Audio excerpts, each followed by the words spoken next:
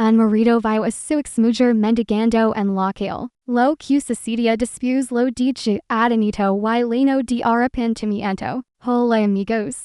Bienvenidos a nuestra historia. Antes de empezar, por favor, denme gustar este video y suscribans. Además, cuéntanos en los comentarios desde nos ven. Nueva York, Londres, tal vez Canadá o Jamaica. Queremos saberlo. El sol de la tarde brilla con fuerza. Pro Michael Williams no lo notaba. Estaba sentado en la parte trasera de su coche negro, mirando fijamente su teléfono, revisando correos electrónicos sobre su negocio. Su chofer, James, lo llevaba al otro lado de la ciudad para reunirse con un cliente importante. Michael tenía 42 años. Su traje era caro y estaba impecablemente limpio.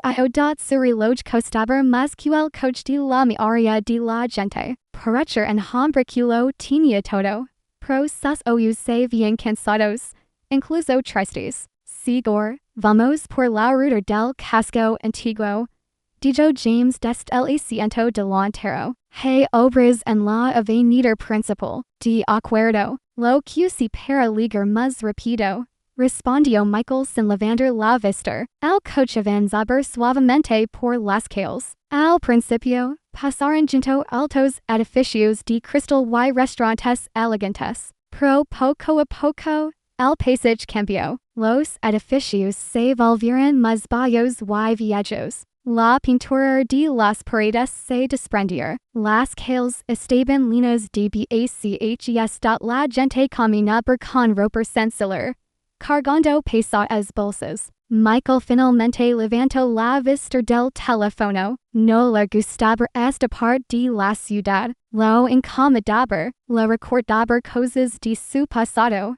cosas que había intentado olvidar. Ocho años atrás, su vida había sido diferente. Había sido feliz, realmente feliz. Por ocho años atrás había tenido a Clara, con su amable sonrisa. Clara, con su dulce risa. Clara, que lo hacía sentir el hombre más especial del mundo. No porque fuera rico, sino porque ella lo amaba de verdad. Pero entonces lo dijo, desapareció en medio de la noche, sin explicación, sin despedida. El recuerdo onduló como una pupilada en el paco. Deja de pensar en ella, se dijo Michael con rabia. Se fue, no te amaba, te usó. Eso era lo que su madre siempre dijo. Eso era lo que se había convencido de creer. El coche redujo la velocidad. El tráfico se estaba poniendo denso. Lo siento, seguro,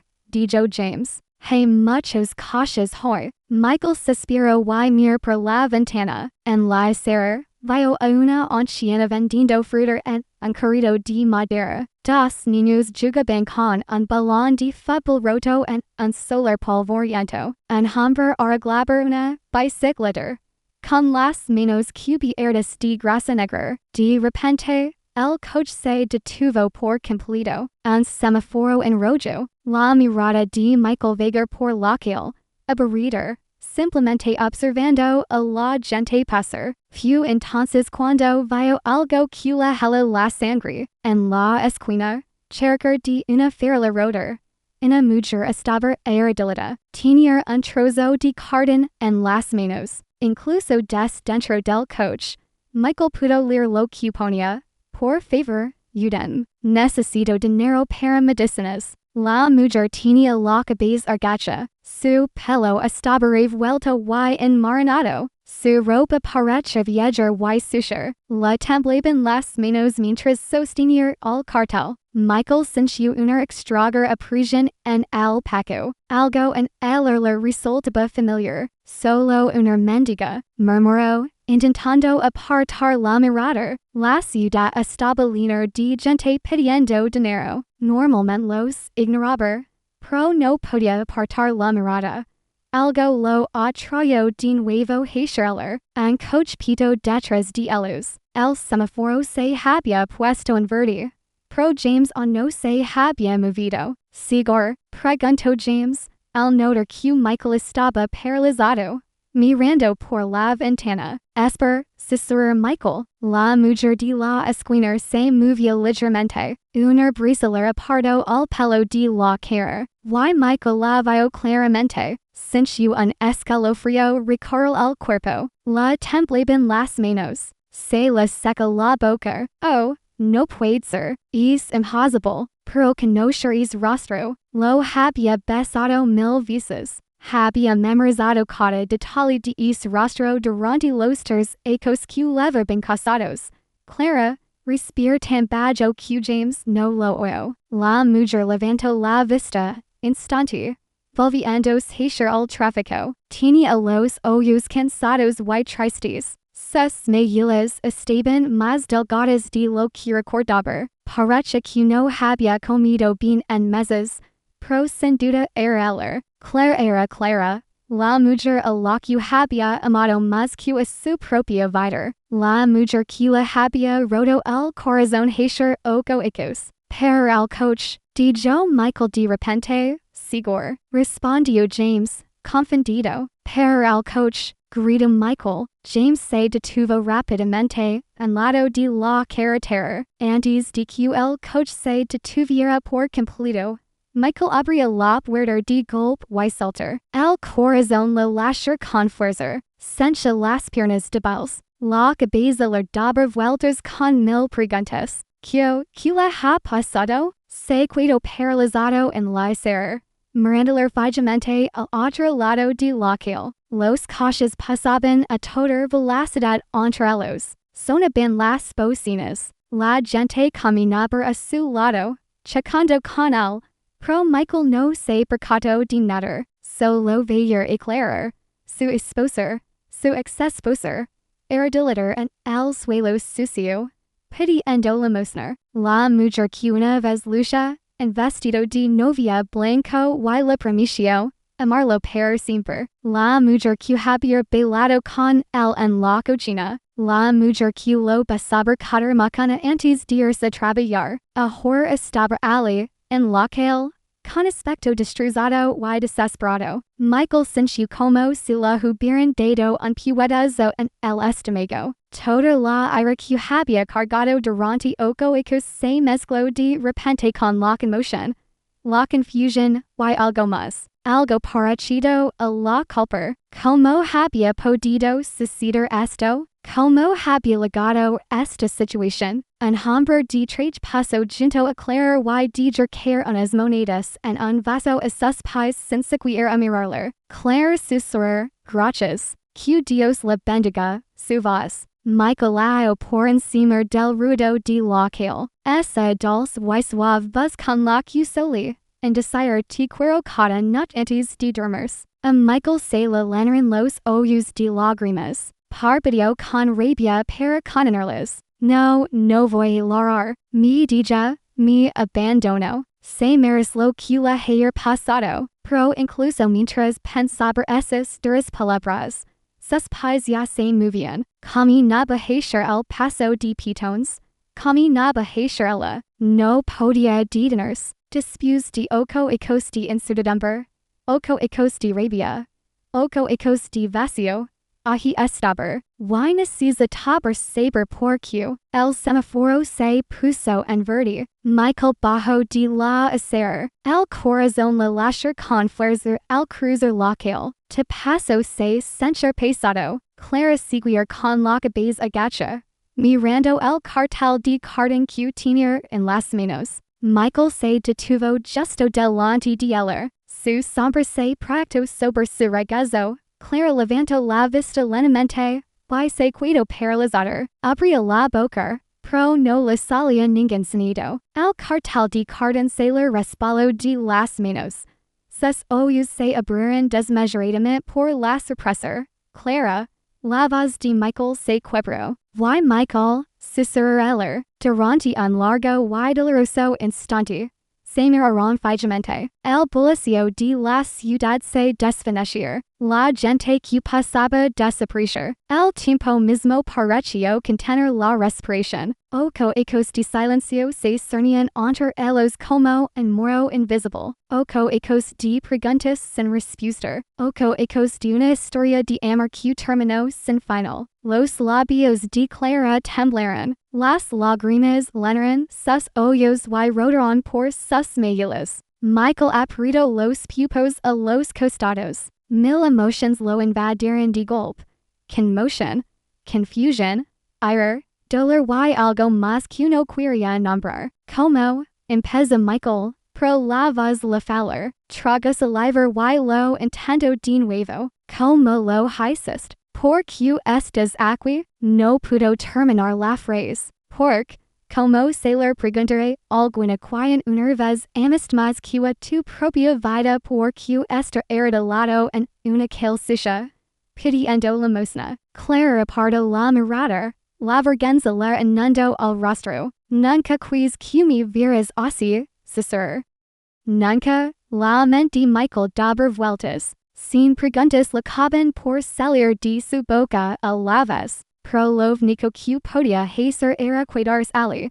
Mirando a la mujer que creía que jamás volvería a ver. Clara se levantó lentamente del suelo. Le temblaban las piernas como si fueran a cedar. Era tan delgada, tan frágil. Parecía que un fuerte viento podría levársela. Yo, empezó Clara, pro se detuvo. Se abrazó a sí misma como si intentara desaparecer. Delirium. No, la palabra estaba en la boca de Michael. No, no puedes volver ahora. Esta vez no. Clara se estremeció como si la hubiera golpeado. Michael respiró hondo, intentando controlar la tormenta de sentimientos que lo invadieron. Clara, ¿qué te ha pasado? ¿Dónde has estado? ¿Por qué te fuiste? No lo entenderías. Cesar Clara, mirando al suelo. Entonces explícamelo.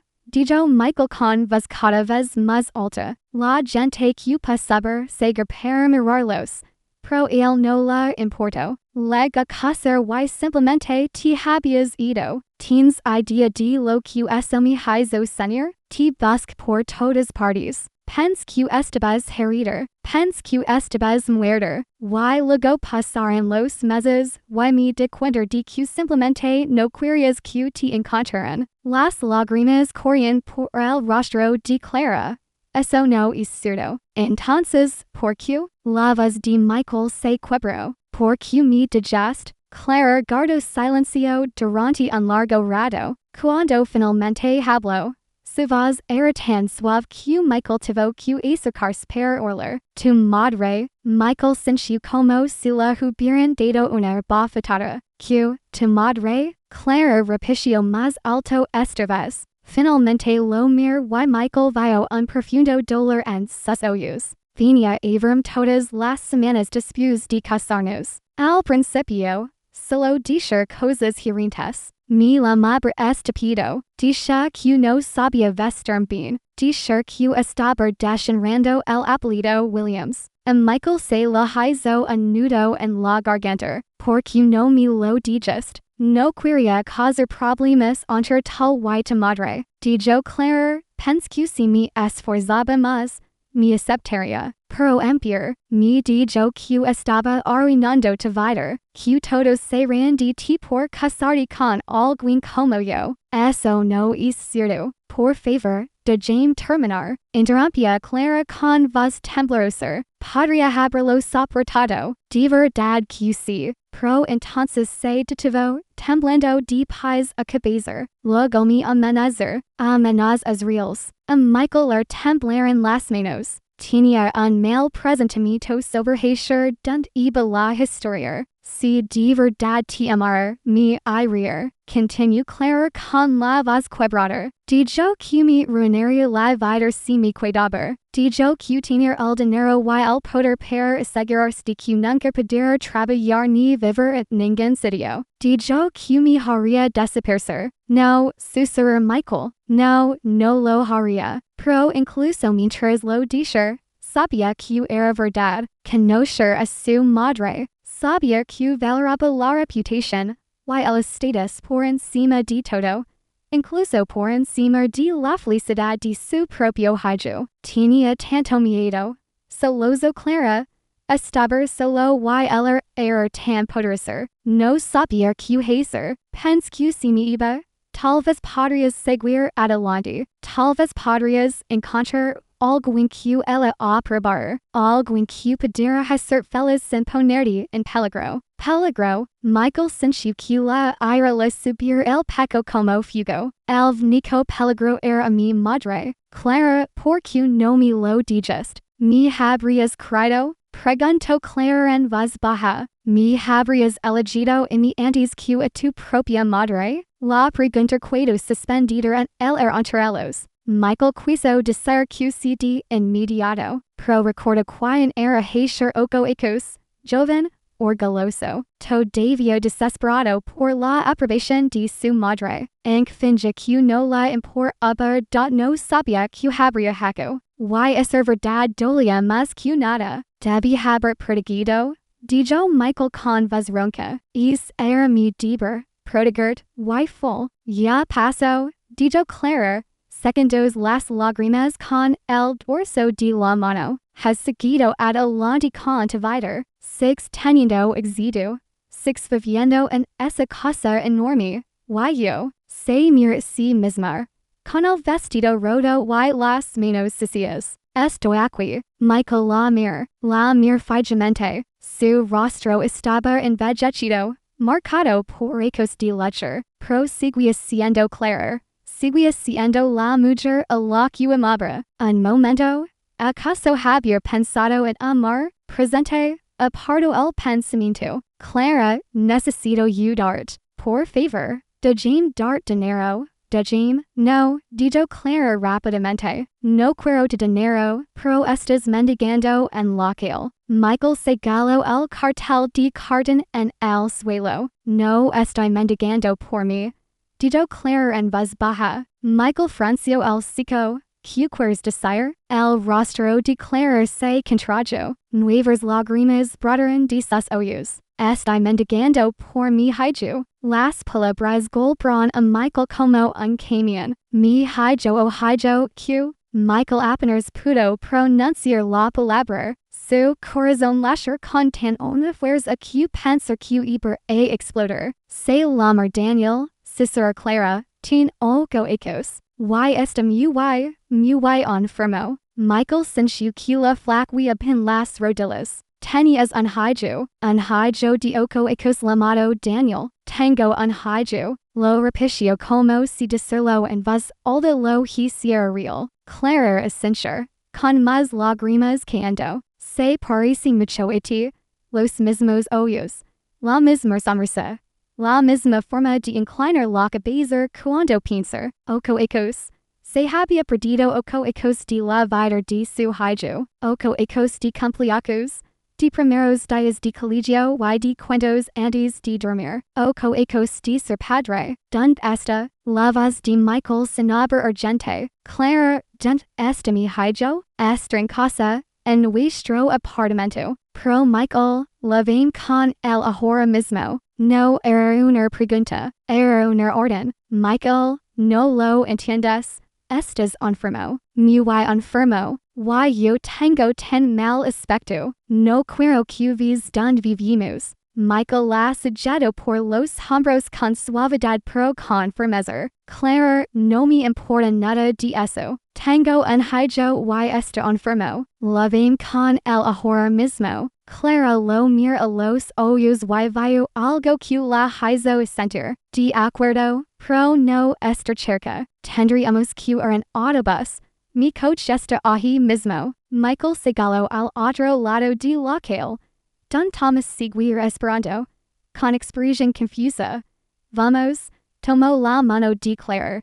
Su pequeña y delgada mano. Y la condujo al otro lado de la calle. Su mente daba vueltas. Un hijo, tenías un hijo, Thomas, cambio de planes. Dijo Michael mientras le abría la puerta trasera a Clara. Cancela mi reunión. Vamos a otro sitio. Sí, seguro, a donde. Michael miró a Clara mientras subía al coche. se veía tan fuera de lugar en los carros asientos de cuero con su vestido roto y los pies sucios. Claire, donde vives? Apartamentos Riverside, edificios y tercer piso. Dijo en voz baja, con un gesto de vergüenza. Ya la oíste, le dijo Michael a Thomas. Cuando el coche arrancó, Michael se recostó en su asiento. Pro no podía quedarse quieto. Su pierna no probaba de moverse. Sus manos se apretaban y aflojaban sin cesar. Hey blame de él, dijo Michael. Hey blame de Daniel. Una leve sonrisa aparecía en el rostro cansado de Clara. La primera sonrisa que Michael le veía. Es maravilloso, Michael. Inteligent como un rayo. Le encantan los libros y dibujar. Quiere ser astronauta de mar. Michael sintió un nudo en la garganta. ¿Sabe algo de mí? La sonrisa de Clara se desvaneció. Le dije que su padre era un buen hombre que no pudo estar con nosotros. Nunca quis que pensar que lo abandonaste a propósito. ¿Qué le pasa? Dijiste que estar enfermo. Clara palideció. Empezó a hochar meses. Solo un poco de fiebre. Pensé que era gripe.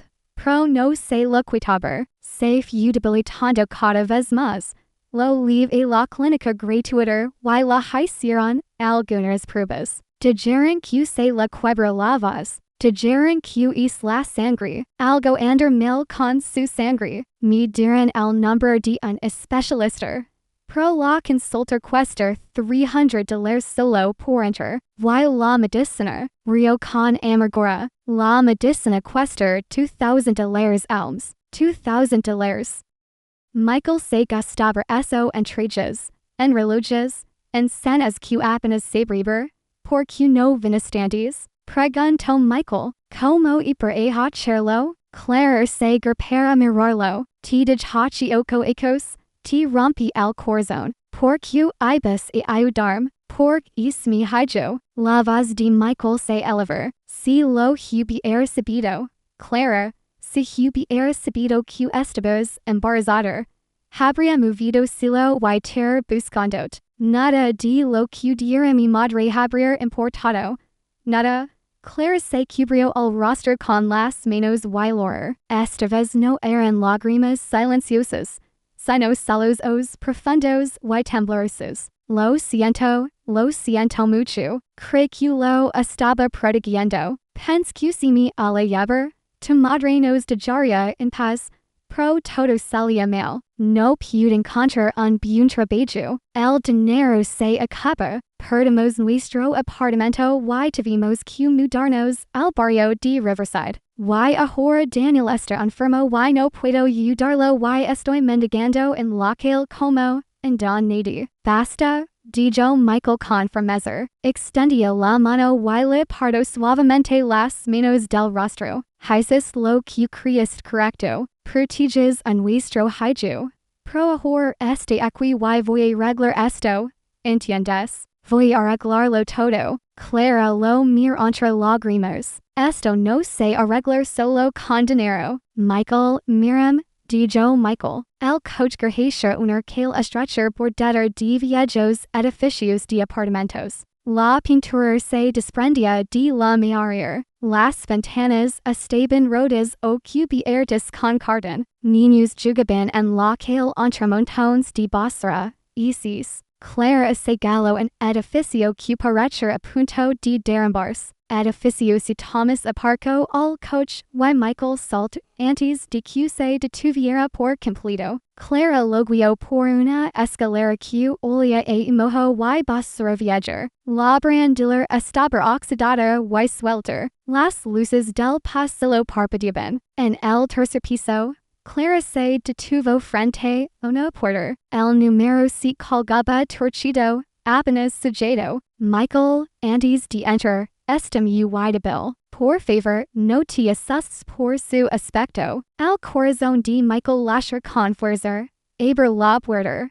Clara sacó una llave doblada y abrió la puerta. Se abrió de golpe con un fuerte crujido. El apartamento era minúsculo. Una sola habitación que servía de sala, cocina y dormitorio la vez. las paredes tenían mancas de humid. El techo estaba agrietado. Una hornilla eléctrica descansaba sobre una calle de madera. No había muebles propiamente dichos. Solo unas calles de cartón para sentarse y un colchón delgado al suelo. Y sobre ese colchón yacher un niño pequeño. Michael sintió como si alguien le hubiera metido la mano en el pecho y le hubiera apretado el corazón. El niño estaba tan pálido. Su piel parecía casi gris. Sus brazos eran delgados como palillos. Su respiración era superficial y ronca. Una manta sucia lo cubría. Pero Michael pudo ver que temblaba a pesar de que la habitación estaba cálida. Daniel, Carrico, dijo Clara en voz baja, rodando junto al colchón. Mamá ya está en casa y he traído alguien para que te conozca. El niño abrió los ojos lentamente. Eran marrones, del mismo tono que los de Michael. Michael se acercó con piernas temblorosas y se arrodilló junto a Clara. Daniel, dijo Clara con dulzura. Él es tu padre. Los ojos del niño se abrieron un poco. Mira a Michael con esos familiares ojos marrones. Mi papá, dijo en un susurro apenas audible. Pilar, hijo, dijo Michael con la voz quebrada. Sí, soy tu padre. Una leve sonrisa apareció en los pálidos labios de Daniel. Mamá dijo, eres un buen hombre, que vendrías si supieras de mí. Las lágrimas rodaron por el rostro de Michael. Ni siquiera intentó contenerlas. Tenía razón. Y estoy aquí ahora, y voy a curarte. Te lo prometo. No me siento bien, susurró Daniel. Michael miró su hijo. Su hermoso hijo enfermo, tendido en colchón sucio en aquel horrible apartamento. Mira a Clara, con el rostro lleno de miedo y agotamiento. Y algo dentro de Michael cambió. Toda la ira que había guardado durante 8 años se desvaneció. Todo el dolor, todo el orgullo, todos los moros que había construido alrededor de su corazón se derrumbaron. Esta era su familia. Su hijo era Clara. Y les había falado una vez. No les falaría de nuevo. Clara, dijo Michael con voz from y Clara. Traigan todo lo que Daniel necesita. Lo llevamos al hospital ahora mismo. Michael, te dije que no puedo pagarlo. Yo sí, interrumpía Michael. Yo me encargo de todo. Ayúdame a envolverlo en esta manta. Clara lo mira un instante y asintió. Juntos, envolvieron con cuidado a Daniel en la fina manta. Michael pasó los brazos por debajo del niño y lo levantó. Daniel no pasaba casi nada. Debería haber estado corriendo, jugando al fútbol y armándolo. En cambio, apenas podía mantener los ojos abiertos. Aguantar, campeón, susurró Michael mientras lo llevaba hacia la puerta. Aguantar, ya vine la ayudar. Clara tomó una pequeña bolsa con algunas cosas de Daniel y los siguió por las crujientes escaleras. Pasando la barandilla rota a través del pasillo maloliente. Los ojos de Thomas se abrieron de par en par al ver a Michael cargando al niño enfermo. Inmediatamente saltó del auto y abrió la puerta trasera. Centro Médico St. Mary's, dijo Michael mientras recostaba con cuidado a Daniel el asiento trasero. Con la cabeza de Daniel en el regazo de Clara. Why no escatamos en velocidad? Es una emergencia. Sí, seguro, dijo Thomas, saltando al asiento del conductor. Y el coche arrancó con fuerza. Mientras recorrían las calles a toda velocidad, Michael sujetaba la manita de Daniel. El niño tenía los ojos cerrados. Su respiración se dificultaba. Cuide conmigo, Daniel, dijo Michael con firmeza. Mi eyes, cuide conmigo, hijo. Ya casi llegamos. Clara acarició el pelo de Daniel, mientras las lágrimas le recorrían al rostro. Por favor, Carrico. Por favor, resist. El coche se seguía por entre el tráfico. Thomas tocó la bocina, obligando a los coches a apartarse. Los edificios se difuminaban ante las ventanas. Michael mir el rostro pálido de su hijo y hizo una promesa silenciosa. No te perder. Acabo de encontrar. No te perder. El hospital aprecia a la vista. Un alto edificio blanco con letras rojas. Centro Médico St. Mary's. Resist. Daniel, Cicero Michael. Estamos aquí. Estamos aquí. El coche freno en seco frente a la entrada de urgencias. Michael no espera que Thomas abrir la puerta. La abrir de una patada y saca con cuidado a Daniel del coche. Ayuda. Necesito ayuda. Grito Michael mientras corría hacia las puertas de cristal. Las puertas se abrieron automáticamente. Dentro, el hospital estaba luminoso y limpio. Olía a medicamentos y productos de limpieza. Las enfermeras con uniformes azules levantaron la vista de sus puestos. Por favor, suplicó Michael. Mi hijo está muy enfermo. Uno enfermero de narrador amable se acerca rápidamente. Ecker en vistazo al rostro pálido de Daniel y inmediatamente pulsó un botón en la pared. Necesitamos un médico aquí ahora. Niego en estado crítico. A partir de ahí, todo sucedió muy rápido. Aparecieron más enfermeros. Alguien trajo una camilla de paseo. La llamaban. Michael recostó suavemente a Daniel en ella. ¿Cuáles son sus síntomas? Preguntó un médico, apareciendo de repente. Tenía el pelo gris y vestía una bata blanca. Tiene fiebre que no baja. Dijo Clara rápidamente. Apresurándose para seguir el ritmo mientras trasladaban a Daniel por el pasillo. Lleva 3 meses enfermo. En la clínica gratuita dijeron que tenía algo raro en la sangre. ¿Qué dijeron? Preguntó el médico. Caminando a paso ligero. Me dieron un papel. Dijo Clara. Buscando agentes en su bolsa con manos temblorosas. Aquí tiene. El médico tomó el papel y lo leyó rápidamente. Su rostro se ensombrecía. Bien, necesitamos hacer algunas pruebas de inmediato. ¿Son ustedes los padres? Sí, dijo Michael con firmeza. Soy su padre. Hagan lo que sea necesario. El dinero no es problema. El doctor asintió. Bien, lo cuidaremos bien. Mire las enfermeras. Lévenlo a la habitación 302.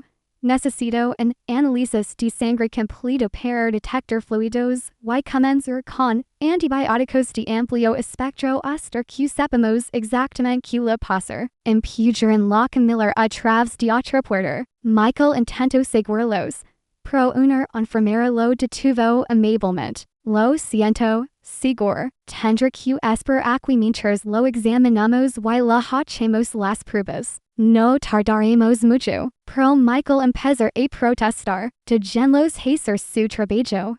Dijo Clara en voz baja, poniendo su mano en su brazo. Lo ayudaron. La enfermera señaló una sala de espera con sillas de plástico. Puede esperarle. Alguien vendrá a informarlo pronto. Michael vio como las puertas se cerraban, llevándose a su hijo. Se quedó paralizado en medio del pasillo, sintiéndose impotente. Vamos, dijo Clara en voz baja. Sentémonos.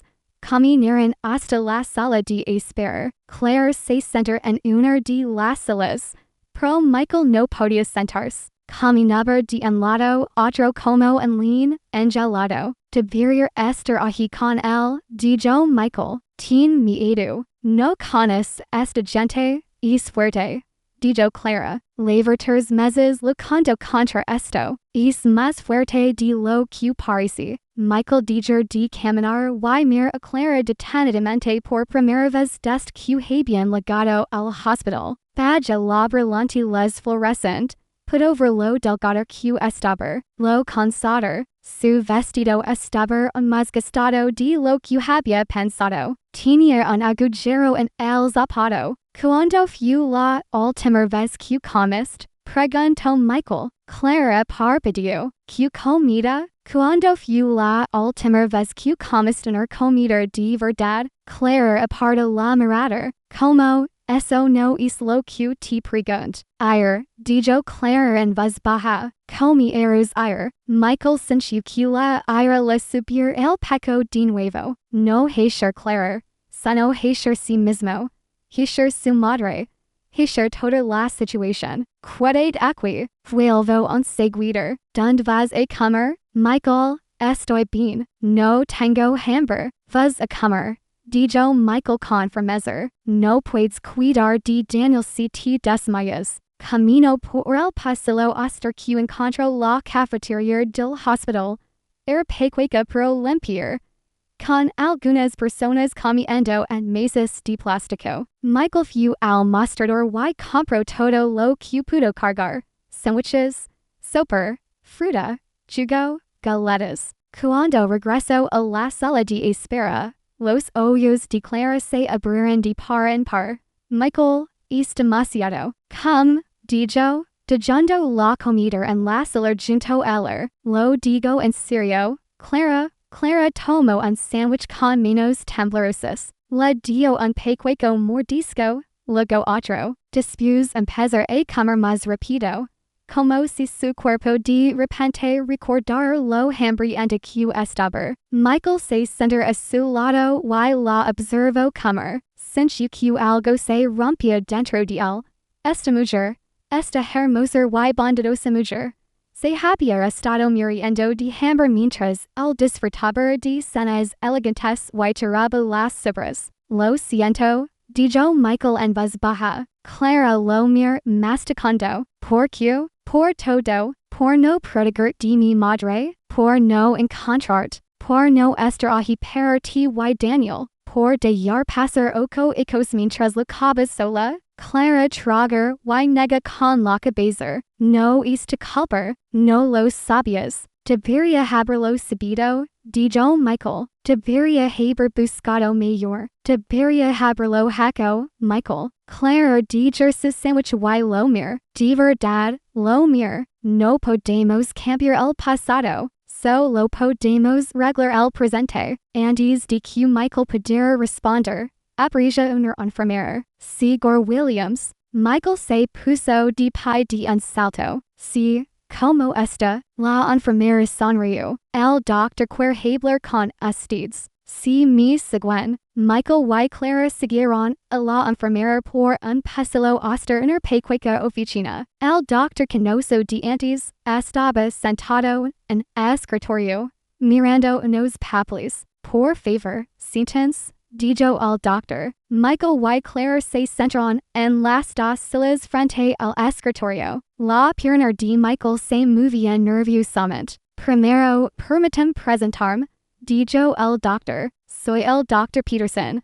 Llevo 25 años trabajando en pediatría. ¿Cómo está mi hijo? Preguntó Michael de inmediato. Está estable ahora mismo, dijo el Dr. Peterson. Lo tenemos conectado a la sala de 4 minutos para administrar líquidos y nutrientes. También le hemos empezado a dar antibióticos. ¿Por qué le pasa? Preguntó Clara con voz temblorosa. El Dr. Peterson miró sus papeles. Siguen los análisis de sangre iniciales y el informe de la clínica gratuita. Daniel tiene una afección llamada anemia aguda. Su cuerpo no está produciendo suficientes glóbulos rojos sanos. ¿Qué significa eso? Preguntó Michael. ¿Tiene solución? La buena noticia es que sí. ¿Tiene tratamiento? Dijo el Dr. Peterson. Pro requerir cuidados continuos. Necesitar medicamentos.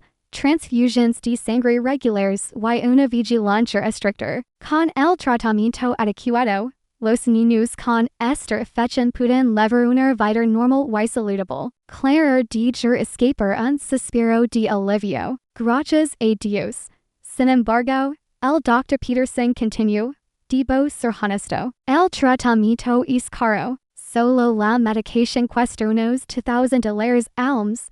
Además de las visitas al hospital, los análisis de sangre y las transfusiones. No me importa lo que cueste, dijo Michael con firmeza. Hagan lo que sea necesario. Yo lo pagaré todo. El Dr. Peterson pareció sorprendido, pero esencial. De acuerdo, Entonces comenzaremos su tratamiento de inmediato. Necesitará permanecer el hospital al menos una semana mientras lo estabilizamos y comenzamos con el tratamiento farmacológico. ¿Podemos verlo? Preguntó Claire. Por supuesto. Esther despierto y pregunta por su madre. El Dr. Peterson se puso de pie. Seguim. Caminaron por otro pasillo y se detuvieron en una habitación con el número 3000 en la puerta. El Dr. Peterson la abrió. Dentro, Daniel estaba acostado en una cama de hospital con sábanas blancas y una almohada.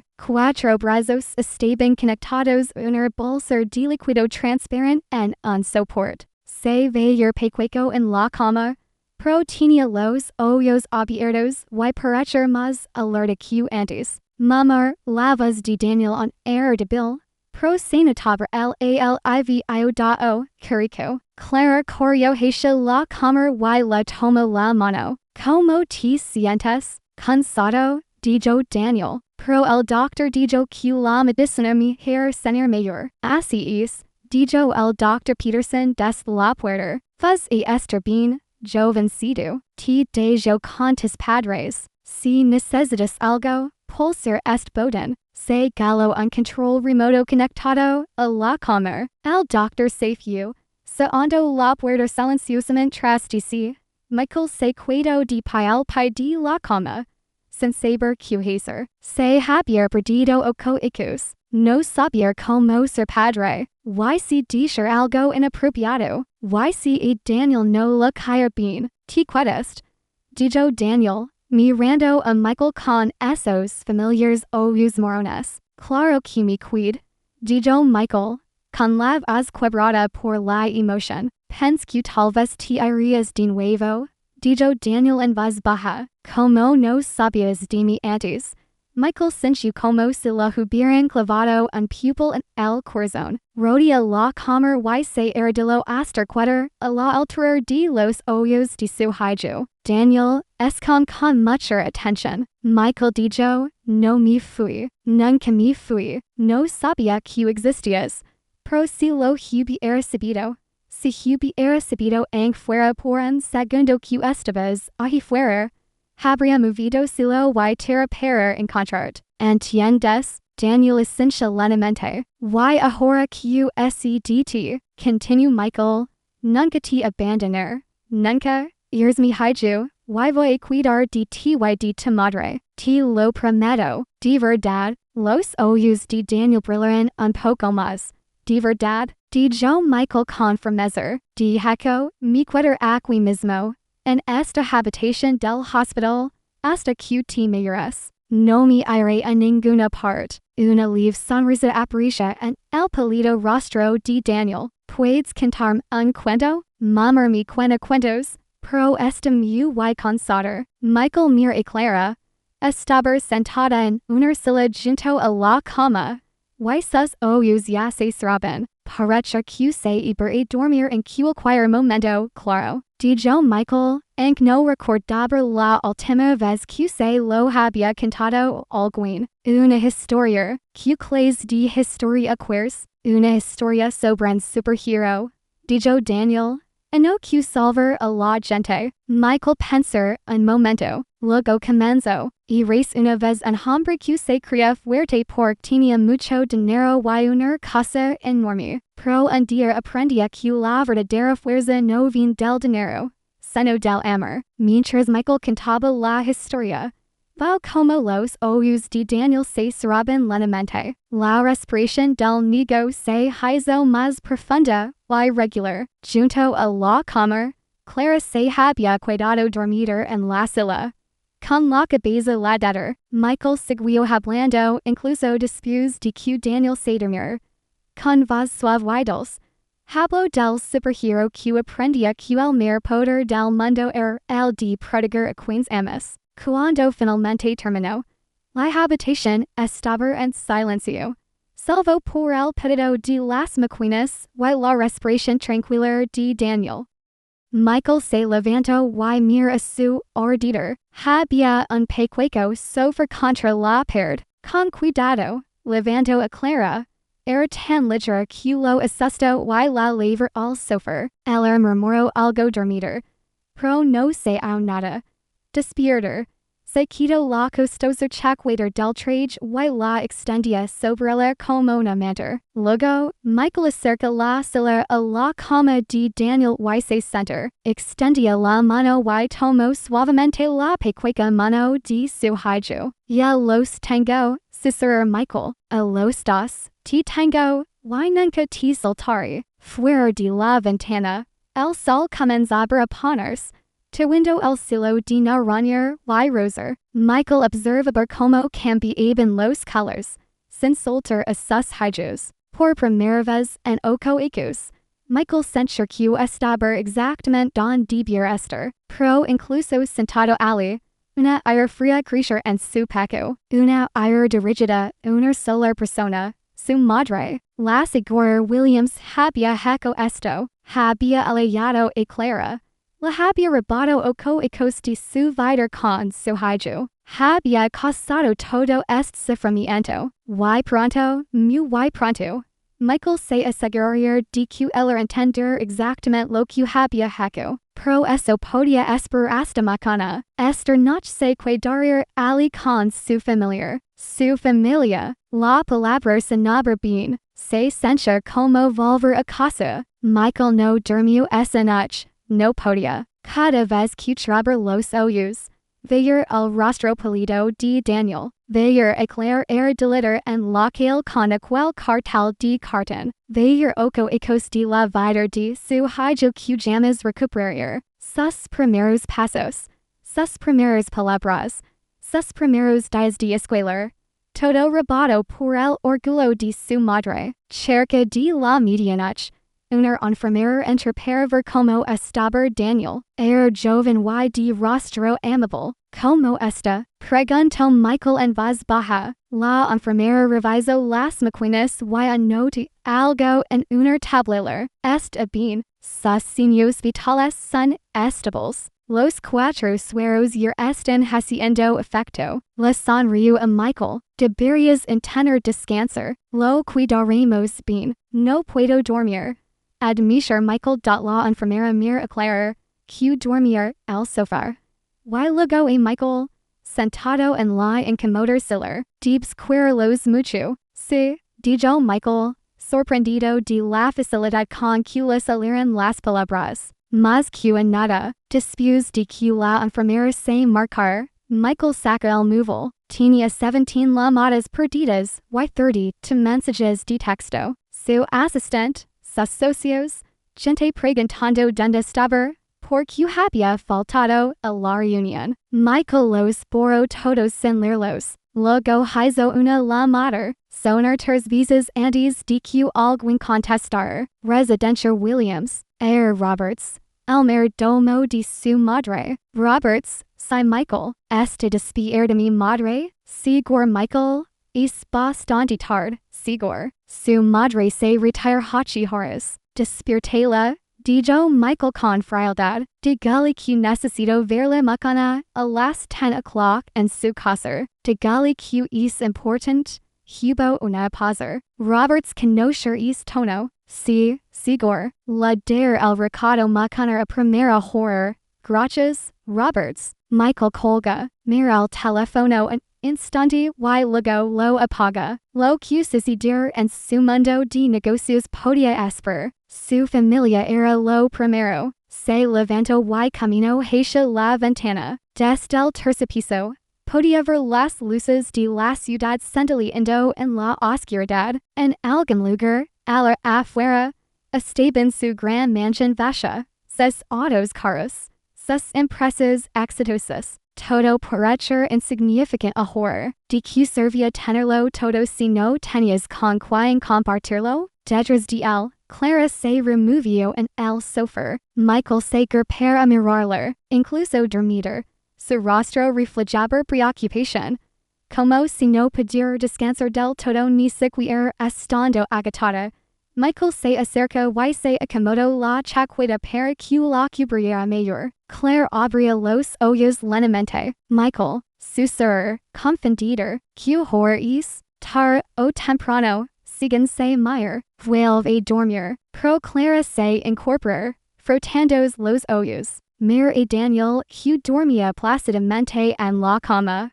Y luego a Michael, ¿has dormido algo? No, necesitas descansar. Tal también, preguntó Michael. Pero estamos demasiado preocupados para dormir, ¿verdad? Clara esposó una pequeña sonrisa con Sauter. Sí, se quedaron en silencio un momento. Los únicos sonidos eran la respiración de Daniel y el suave pitido del monitor cardíaco. ¿Puedo preguntar algo? Preguntó Michael finalmente. Claro, ¿por qué no intentaste contactarme una sola vez? Podrías haber enviado una carta. Un correo electrónico, algo. Clara bajó la mirada a sus manos. Quis hacerlo tantas veces. Sobre todo cuando nació Daniel. Quería que lo vieras, que lo tuvieras en brazos. Pero, ¿y tu madre? Preguntó Clara en voz baja. La tenía terror, Michael. No entiendes cómo era. La forma en que me miraba, las cosas que decía, me hizo sentir como si no fuera nada. Como si fuera suciedad en sus zapatos caros. Michael sintió que la ira le quemaba el pecho de nuevo. No tenía derecho y la cree. Lo interrumpía Clara. Eso es lo peor. Empecé a creer que tal vez tenía razón. Tal vez no era lo suficientemente buena para ti. Tal vez ruinaría tu vida. Clara, no. Déjame terminar. Dijo Clara, con la voz más firme. Durante 8 años. Me convencí de que estabas mejor sin mí. Que Daniel estaba mejor sin conocer que conociendo y siendo rechazado por tu familia. Mira a Michael con lágrimas en los ojos. Pero me equivoqué mucho. Daniel preguntaba por ti todos los días. ¿Dónde está mi papá? ¿Por qué no vine a verme? ¿Acaso no me quiere? Y tuve que mentirle. Tuve que decirle que vendrías si supieras de él. Que eras un buen hombre que simplemente no sabía que existíamos. Michael sintió las lágrimas por sus mejillas. Le dijiste la verdad. Eso fue exactamente lo que pasó. Pero les robó cohecos a los dos. Dijo Clara.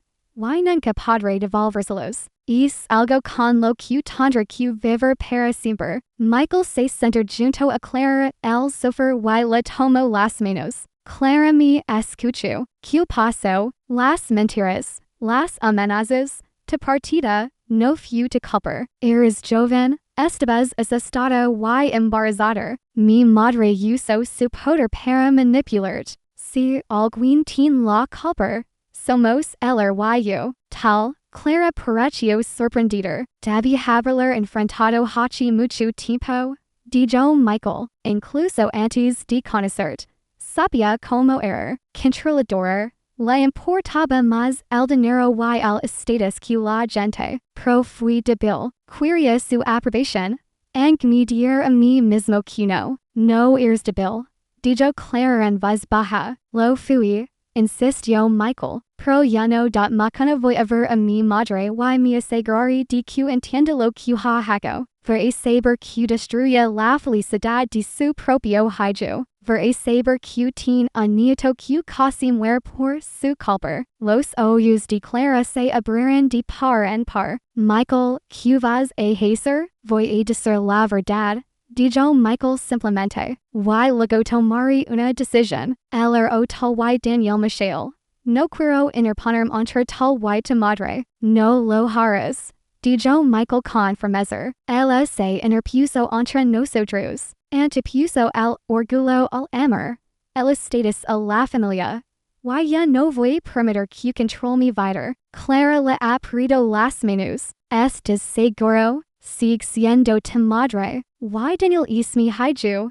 Dijo Michael. Y tal. Eres la mujer a la que nunca dije de amar. Incluso cuando me dije a mí mismo que te odiaba. Las palabras quedaron suspendidas en el aire entre ellos. Clara contuvo el aliento. Tal, todavía me amas? Michael la mira los ojos. Esos hermosos ojos morones que habían atormentado sus sueños durante 8 años. Intent de amarte. Dios sabe que lo intent. Salí con otras mujeres. mi di Jamie mismo que no significabas nada para mí, pro Clara, al ver high, incluso en esa esquina, tan diferente, mi corazón te reconoció de inmediato. Y siempre lo hará. Nuevas lágrimas rodarán por las mejillas de Clara. Yo tampoco dij de amar nunca, ni un solo día. Se quedaron ali sentados, con las manos entrelazadas, mientras ecos de dolor y separación comenzaban a sonar lentamente en la silenciosa habitación del hospital. Y ahora que, preguntó Clara en voz baja, ahora, dijo Michael, ahora nos centramos en que Daniel se recupera, y luego veremos cómo ser una familia, si me lo permites. Si me das la oportunidad de ser el padre y el esposo que siempre debí ser. Michael, no estás sencillo. ¿Por qué no? Preguntó Michael. Te amo, tal me amas. Tenemos un hijo que necesitar esos dos padres. ¿Qué tin de complicado? Todo, dijo Clara con una sonrisa triste. Ya no soy la misma chica con la que te casaste. He estado viviendo en la calle, Michael. He estado pidiendo limosna. He estado. Se mira el vestido roto y las manos sucias. Estoy destrozada. Entonces sanaremos juntos. Michael dijo, Clara, no me importa si llevas un vestido roto o un vestido de gala. No me importa si has vivido en una mansión o en un apartamento de una habitación. Siendo la mujer que me hace reír cuando estaba estresado por el trabajo. La mujer que bailaba conmigo en la cocina. La mujer que me veía simplemente como Michael. No como Michael Williams, el hombre de negocios. Clara sonrió entre lágrimas. ¿Lo dices en serio? Preguntó. Cada palabra, repitió Michael, antes de que Clara pudiera responder.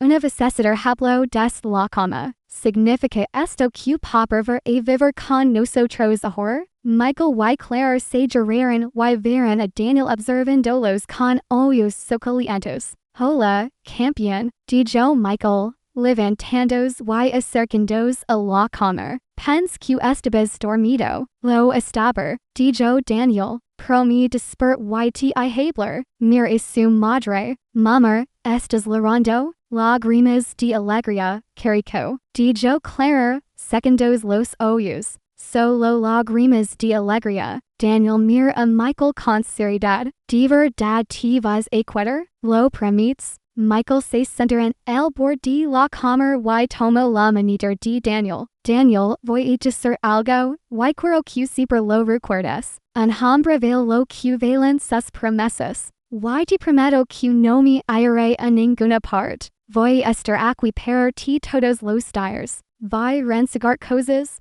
jugar contigo, ayudar con lotería, llevar a sitios, todo lo que un padre de hacer. Incluso cuando esté mayor, preguntó Daniel, ¿seguirás aquí cuando ya no esté enfermo? Sobre todo entonces, dijo Michael, porque tenemos mucho que recuperar. Ocho hijos. Una enorme sonrisa iluminó el pálido rostro de Daniel. Siempre quis un padre. Michael sintió una mezcla de tristeza y consuelo. Y yo siempre quis un hijo. Solo que no sabía que existías. Mamá dijo que estabas luchando contra dragones.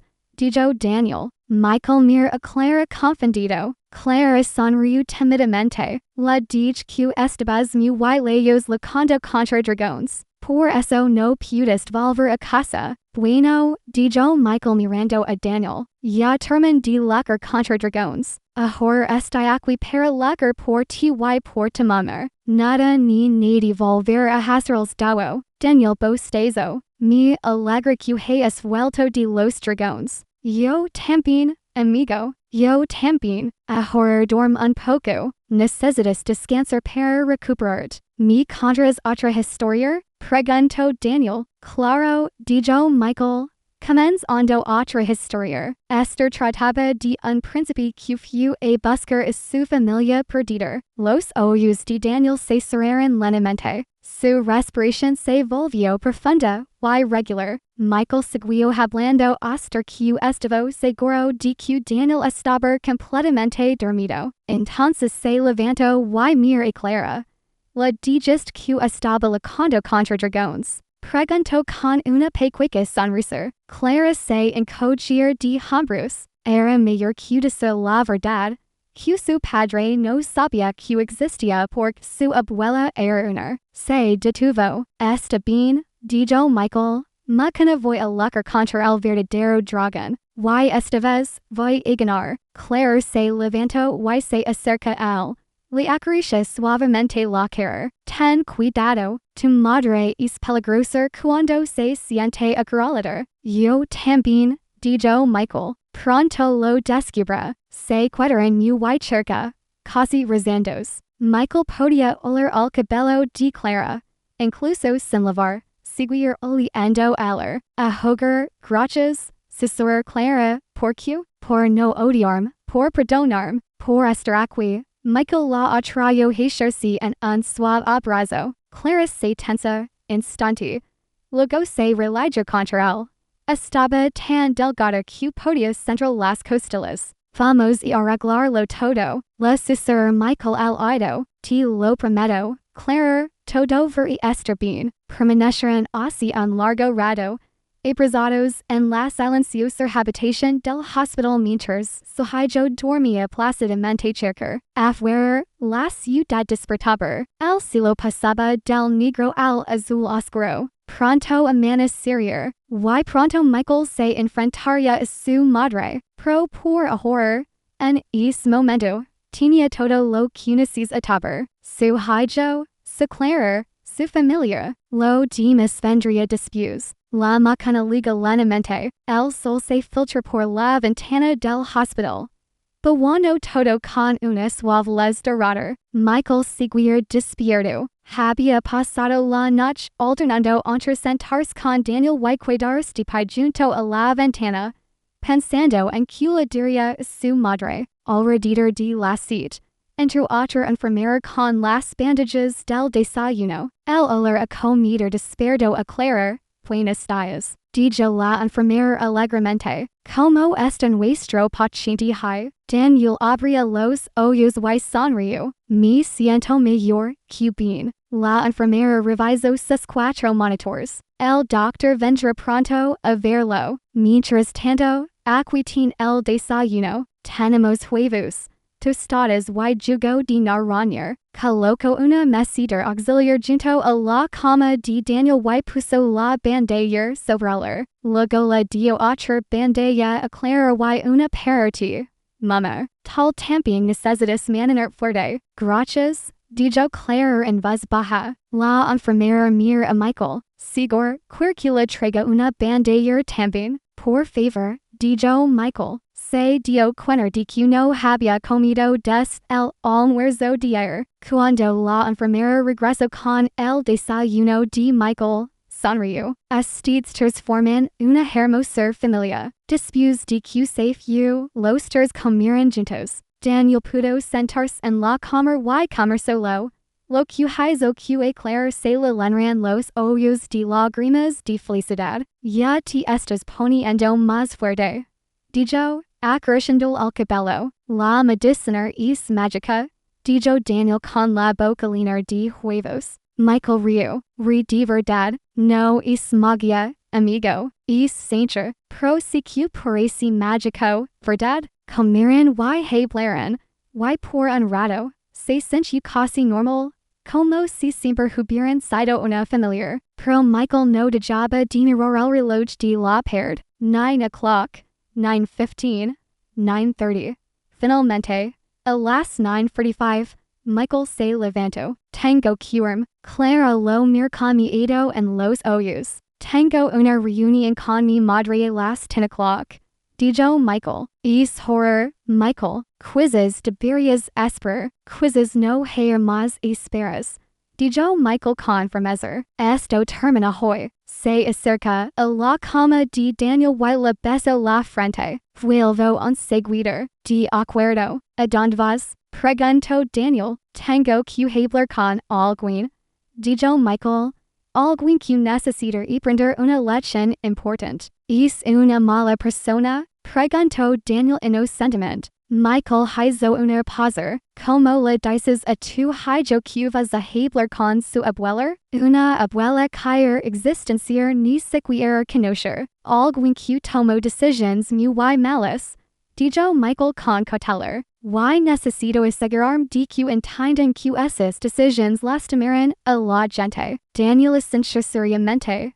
Como si lo entendiera. Está bien, Popper. Vuelve pronto, Popper. Esas palabras only aceleraban el corazón a Michael. Lo hair, promicio Michael. Se gergeisha Clara. Ella se levantó y lo acompañó hasta la puerta. Por favor, no te enfades demasiado.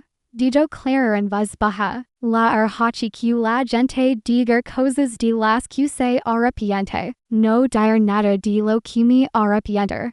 Dijo Michael. Solo le voy a decir la verdad. Clara lo abrazó rápidamente. Cuidado, lo hair. Michael salió del hospital y encontró a Thomas esperándolo en el coche. El conductor se bajó de un salto al ver a Michael. Seguro. He estado aquí toda la noche. Está bien. Y el niño. Daniel ver está bien. Dijo Michael. Gracias por esperar, Thomas. Necesito que me lleves a casa de mi madre. Thomas arqueó las cejas. Pro no hizo preguntas. Sí, seguro. El trayecto hasta la finca de la Segura Williams duró 30 minutos. Estaba al otro lado de la ciudad. En el barrio más rico. Don todas las cosas parecían palacios. Mientras cruzaban las frías de hierro y subían por el largo camino de entrada. Michael sintió que se le tensaba la mandíbula. Había crecido en esa casa. Había jugado en ese jardín. Había cenado en esa larga mesa. Pero nunca la había sentido como su hogar. No realmente. Siempre me había parecido un museo. Hermosa, pero fría. Thomas detuvo el coche frente a la enorme puerta principal. Espero aquí, seguro. Sí, dijo Michael. No tardar. Michael salió del coche y subió los escalones de mármol. Antes de que pudiera lamer. La puerta se abría. Robert estaba allí, impecablemente vestido de mayordomo. Buenos días, seguro Michael, dijo Robert. Su madre lo espera en la sala de estar. Gracias, Roberts. Michael caminó por el pasillo familiar. Sus pasos resonaban en el suelo de mármol. Valiosos cuadros adornaban las paredes. Todo era perfecto. Todo estaba en su sitio. Todo, excepto su vida. Ligar a la cellar y empujó la pesada puerta de madera. La Segura Williams estaba sentada en su sillón favorito. Un sillón de respaldo alto que parecía un trono. Vestía un vestido color crema y perlas. Su cabello gris estaba perfectamente peinado. Sostenía una taza de té en una mano. Levantó la vista cuando Michael entró y su rostro reflejó desaprobación. Michael, tienes un aspecto terrible. Cuando fue la última vez que dormiste? Wydn't estar te corbatar. No puedes ir por ahí con ese aspecto. Calid, dijo Michael con frialdad. La Segura Williams cerró la boca de golpe. Sus ojos se abrieron de par en par. Michael nunca la había hablado así. Siéntate, mamá. Necesitamos hablar. Michael, no me gusta de tono. Dij que te sientes. La voz de Michael sona como un trueno. La Segura Williams dijo con cuidado la taza de té. Se recostó en su sillón, con la espalda recta, y el rostro mostrando una calma controlada. Pero Michael pudo ver un destello de preocupación en sus ojos. ¿De qué se trata? Preguntó. Michael se plantó frente a ella, con los pupos apretados a los costados. Hachi oko ecos hiciste algo terrible. Why, descubrí exactamente que hiciste. El rostro de la Segura Williams permaneció impassible. Pro sustado se ofrecen con más fuerza a los prazos de la solar. No se de que me hables. Si que lo sabes. Dijo Michael, Clara, al iris number. El rostro de la Segura Williams se contrajo levemente. Pro Michael lo noto. Esa chica te dijo la Segura Williams con frialdad. Te abandono and no me abandono. Grito Michael, la exist. La amenazaste. La digest quiero en areas su vida si se cuidaba. La Segura Williams alza la barbilar. Heis lo que tenía que hacer. Ser chica no encallaba en vuestra familia. Era pobre, sin estudios. Nos habría arenado. Estaba embarazada. La voz de Michael se quebró. La haber atónito en brazos y la amenazaste. La Segura Williams paladició, que Clara estaba embarazada cuando se fue. Dijo Michael, con la voz temblorosa de furia. Estaba embarazada de mi hijo. Tenido. Y la asistéis tanto que a per prodigar su bebé de ti. Las manos de la Segura Williams comenzaron a temblar. Yo no lo sabía. No te importa lo suficiente como para saberlo. Grito Michael. Estabas tan obsesionado con tu propia reputación. Con lo que la gente pensaría. Que destruyes la única felicidad verdadera que he tenido. Michael, yo intentaba protegerme. Michael rió con amargura. Me destruiste. Durante 8 años. He estado vacío por dentro. Durante 8 años. Creo que la mujer que amaba me había abandonado. Trabaj hasta la extenuación intentando olvidarlo. Construí muros alrededor de mi corazón tan altos que nada podía atravesarlos. Y todo es dolor fue por tus mentiras. La Segura Williams se puso de pie. Cada vez más enfadada. Heis lo que cualquier madre haría. Esa chica era inferior te. No tenía nada. No tenía nada. Te habría arrastrado a su nivel. A su nivel. La voz de Michael sonaba a horror amenazante. Queer saber que su situación. Madre. Ha estado viviendo en un apartamento de una sola habitación con agujeros en las paredes. Ha estado mendigando en la calle. Se ha estado matando de hambre para que nuestro hijo pudiera comer. Y nuestro hijo, Daniel, tenido. Se ha estado muriendo porque ella no podía pagar sus medicinas. La Segura Williams retrocedió como si la hubieran golpeado. Muriendos. Sí, muriendo, gritó Michael. Lo encontró en un colchón sucio. Apenas respirando. Por Clara no tenía dinero para médicos porque no tenía a nadie que la ayudara. Porque me quitaste a la única persona que podría haberlos salvado. Las lágrimas corrían por el rostro de Michael. Pero no se las secar. Quería que su madre las viera. Quería que viera exactamente lo que su orgullo había causado. Tengo un hijo. Dijo Michael con la voz quebrada. Un hijo de 8 años. Inteligente. Amable y valiente. Un hijo que ahora me pregunto si de verdad me cuidaría si volvería a desaparecer.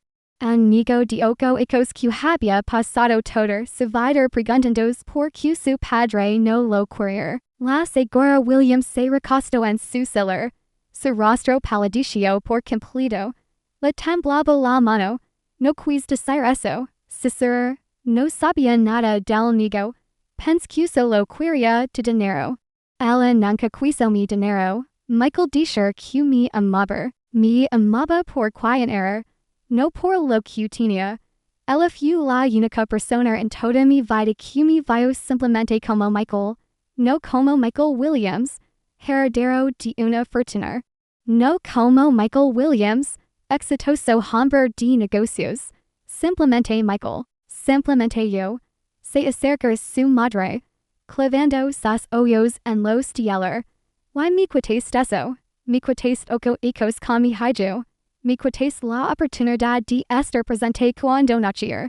Cuando dio sus primeros pasos. Cuando dijo sus primeras palabras. Me quitaste 8 años de mi vida. ¿Why para qué? Por tu orgullo. Por tu reputación. El rostro de la Segura Williams se descompuso por primera vez en su vida. Michael vio lágrimas en los ojos de su madre, creyó estar haciendo lo correcto. Dijo él débilmente, creyó te equivocabas. Dijo Michael con frialdad, fuiste egoísta. Te importaba más lo que dirían tus amigos ricos que la felicidad de tu propio hijo. Michael, por favor. No he terminado. Interrumpía Michael, tuve mi hijo en brazos por primera vez. Lo mira los ojos y me vi reflejado en ellos. Sentí su manita en la mía y comprendí algo, madre. Me di cuenta de que no sabes nada del amor verdadero. De es amor que se sacrifica. De es amor que antepone a los demás. La Segura Williams la robber. Las lágrimas corrían por su rostro impecablemente maquilado. Te amo, Michael, siempre te he amado. No, dijo Michael en voz baja. Amas la idea que tienes de mí. Amas tener un hijo exitoso del que presumir ante tus amigos. Pero nunca me amas lo suficiente como para dejarme ser feliz. Segura hacia la puerta. Se detuvo y la miró de nuevo. Vine a decir algo, madre, voy a casarme con Claire otra vez. Voy a traerla a ella y a Daniel a mi casa. Vamos a ser una familia. Y tal. Hizo una pausa. Tienes que tomar una decisión. La Segura Williams lo miró. Con el rímel credo por las mejillas. ¿Qué decisión? Puedes cambiar. Dijo Michael. Puedes admitir que te equivocaste. Puedes pedir disculpas a Claire. Puedes entender ser una verdadera abuela para Daniel. O dijo la palabra, el o puedes seguir siendo exactamente como eres. Orgullosa. Fría y sola. Y te borraré de mi vida para siempre. No me volverás a ver. No conocerás a tu nido. No conocerás a la mujer maravillosa que es tan wearer. La Segura Williams se quedó sin aliento. No lo harías. Si lo haría, dijo Michael con firmeza en un instante. Por fin entiendo lo que es importante. No es el dinero. No es el estatus. No es lo que piensa la gente. Es el amor. Es la familia. Es estar aquí para quienes te necesitan. Camino hacia la puerta y la abría. Luego mir hacia atrás una vez más. La decisión es tuya. Mamá. Pero tienes que decidir rápido porque mi familia me necesita. Vaya no voy a perder el tiempo con gente que no entiende lo que de verdad importa.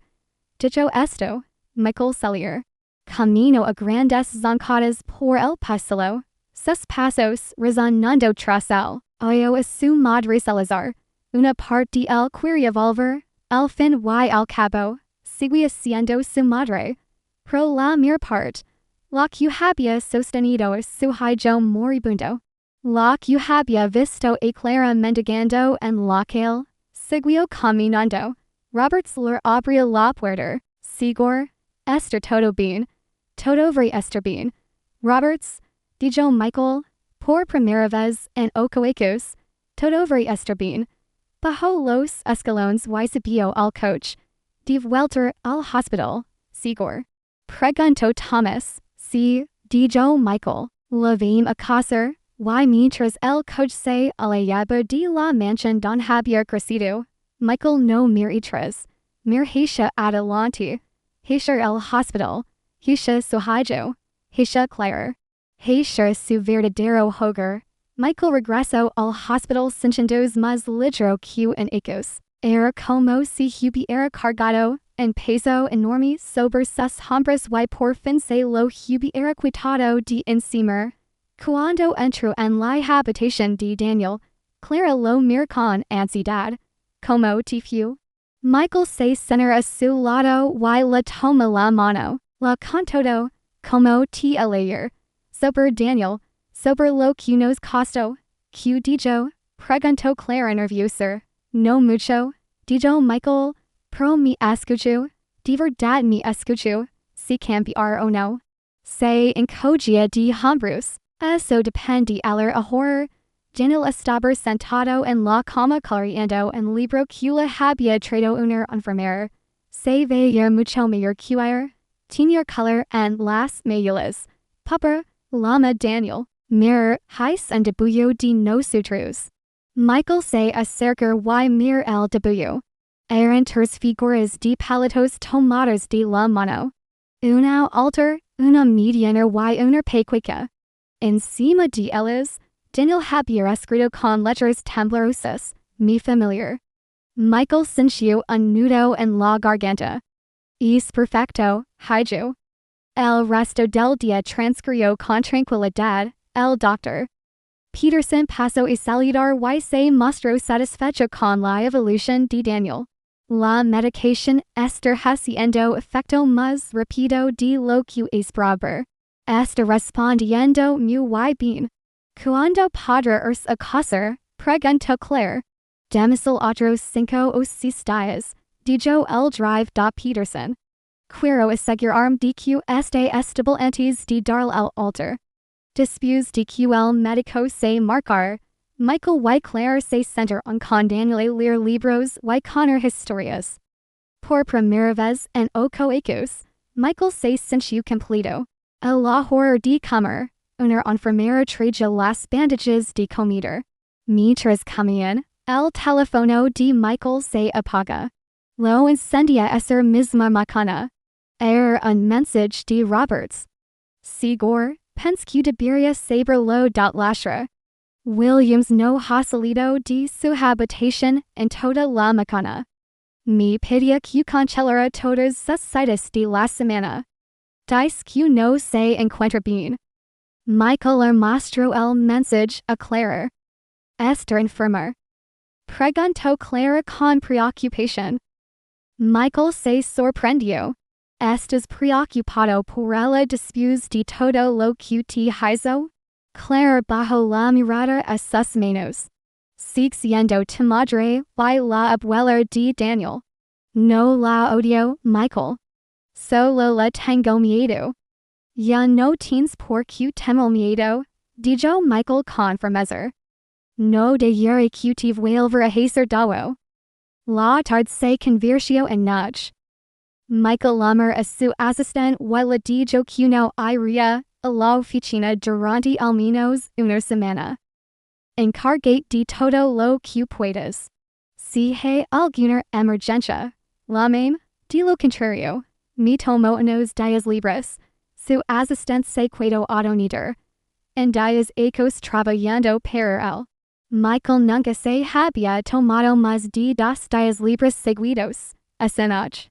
Michael fue brevemente a casa para ducharse y cambiarse de ropa. Su mansión se sintió en más. Fashion que antes, los pasillos resonaban, las habitaciones estaban frías. Esto no es un hogar, pensó Michael. Es solo un edificio grande y caro. Preparó una maleta con ropa limpia y regresó al hospital. Cuando volvió, Clara y Daniel estaban dormidos. Clara en la sala, Daniel en la cama. Michael ropó a Clara con una manta y besó la frente de Daniel.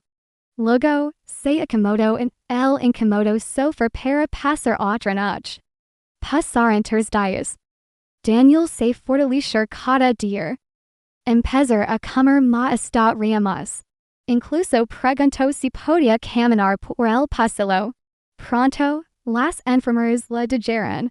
Damisel un poco más de tiempo a la medicina para que haga efecto.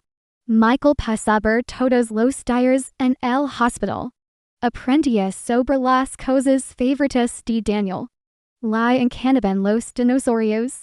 Odiaba el brócoli y podía nombrar todos los planetas en orden. Descubrió que Daniel era bueno en matemáticas, pero tenía dificultades con la ortografía. Que le tenía miedo a las tormentas, pero le encantaba la lluvia. 8 ecos de ponerse al día se dieron en pequeñas conversaciones y momentos tranquilos. Clara también se veía cada vez mayor. Michael se aseguraba de que comía 3 veces al día. La compró ropa nueva, cosas sencillas, nada ostentoso, pero limpias y en buen estado. La vio empezar a sonreír más para relajarse un poco. El cuarto dia, Michaeler estaba leyendo a Daniel cuando llamaron a la puerta. Adelante, dijo Clara. La puerta se abría lentamente y la señora Williams entró en la habitación. Clara se quedó sin aliento. Se levantó tan rápido que su celular se volcó hacia atrás. Michael se puso de pie de un salto, interponiéndose entre su madre y Clara. Que hachis aquí? La señora Williams se veía diferente. Llevaba un sencillo vestido gris en lugar de su ropa elegante habitual. Su cabello no estaba perfectamente peinado. Su rostro no llevaba maquillaje y sus ojos estaban rojos y hinchados, como si hubiera estado llorando durante días. La voz de la señora Williams se quebró. Necesitaba venir. Necesitaba verlo. Su mirada pasó de Michael a la cama del hospital, donde negó pequeño la miraba con curiosos ojos marrones.